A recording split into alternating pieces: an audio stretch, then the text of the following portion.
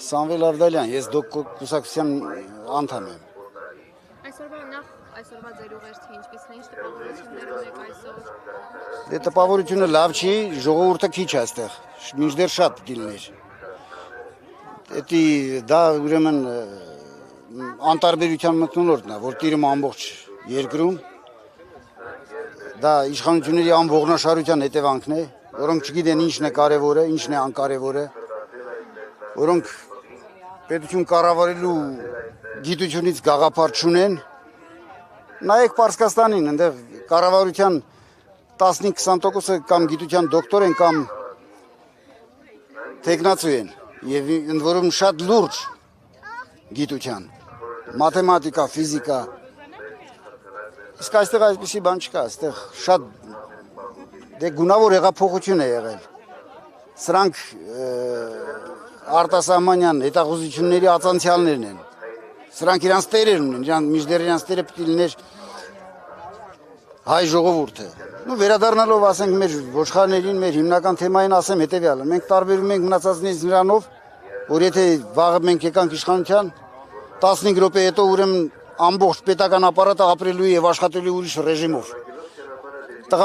Տղամարդիկ աշխատելու են օրը 24 ժամ, շաբաթը 7 օր։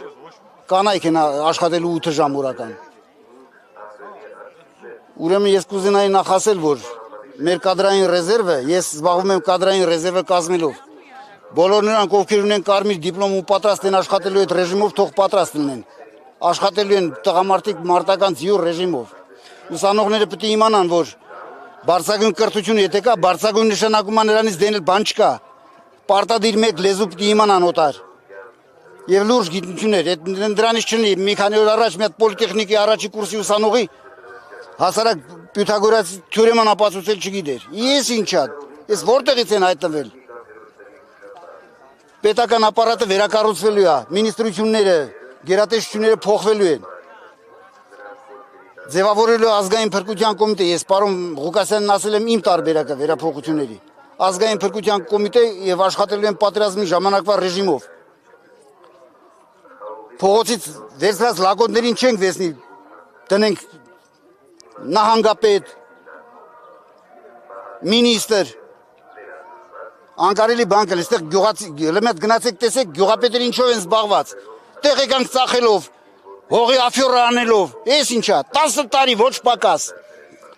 ով բռնվեց չինական զգուշացումը, էթալու է 10 տարով, երկրորդ անգամ ծմահ է էթալու։ Ձեր կուսակցության շանսերն ինչպես եք գնահատում, կարծում եք։ Շանսերը ցածր են, պետական ապարատը աշխատում է Նիկոլի համար։ Նիկոլը Մուրացկանի նման ընկել այստեղ այնտեղ, այն օրը տեսա Էջմիածնի շրջանի Գայք յուղում։ Մենք ձեր աշխատավարձը բարձրացել ենք, հա։ Էս ինչ արա, թոշակ ենք բարձրացել, հա, ծափ են տալիս։ Ամեն երկրորդն են այնտեղ հատուկ ծառայությունների աշխատողներն են միկրոֆոնների ականջներին ակցիատիս։ Ժամանակն է հիշել ես 1000 հոգին լուսավորի բանը, Շոտլանդիայի մեծ բանաստեղծ Բյորնսը, ասում էր ծիծաղելի է խեղկատակը արքայի գահին, ու ողորմելի է ժողովուրդը նման բան թույլ տվող։ Շարունակությունը կարակը, ես ռուսերեն գիտեմ տարբերակը, մարշակն է թարգմանել։ Ճիշտ էր ասում, մեր համար ասում։ Ես կուզենայի հիշեցնել բանը, Նապոլեոնի արտաքին գործերի նախարարի մի աֆորիզմը, որը ժամանակ չունի, միշտ էլ արդիական է։ Ինքը ասում էր, Միչայելոց երիտասարդների խորհուրդ կտայի կարդալ Շարլ Մորիս Տալեյրանի մեմուարները, Մոսկվայում, երբ որ հրատարակում են նրա մեմուարները, 15 րոպեից հետո արդեն գրադարներում չկան։ Նրա աֆորիզմն ասում է,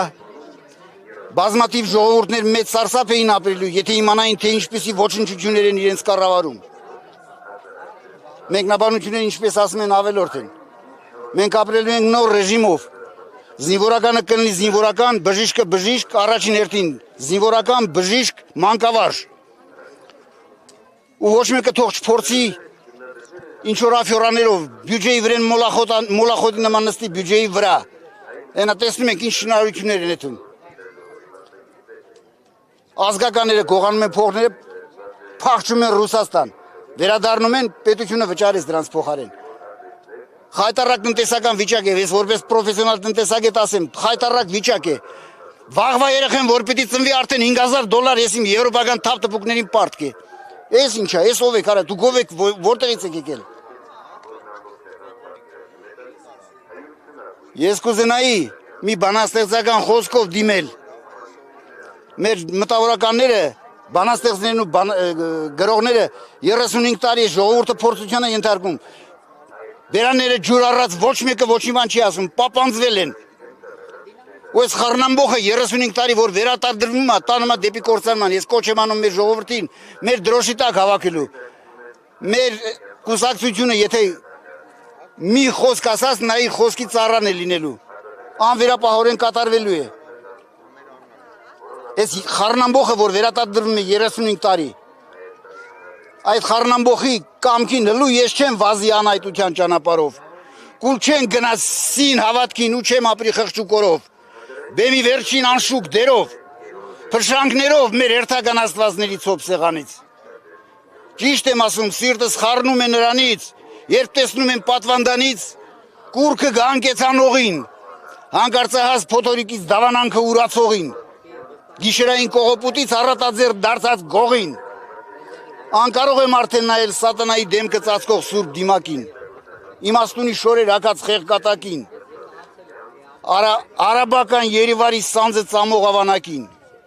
չէ չեմ ուզում ես խոնարհվել մեր սրպապիղ ժամանակին։ Ես հետո մի բան խնդրում եմ հայկանանց, սիրելի կանայք եւ աղջիկներ, դուք ոչ միայն ժողովրդի կեսն եք, դուք մեր ժողովրդի լավագույն կեսն եք, տղամարդիկ չնեղանաք ինձանից։ Ես կոչ եմ անում ձեզ ակտիվություն ցուցաբերել, երբեմն հրել տղամարդկանց դեպի ճիշտ քայլերի, թող գան քվեարկեն, դիվանի վրան չնստեք, տղեկ, եկեք քվեարկեք, նորից եմ ասում, բոլոր կարմիր դիպլոմավորները, բոլոր նրանք, ովքեր ուզում են աշխատել, շաբաթը 7 օր, օրը 24 ժամ, պատրաստ լինեն։ Այսքանը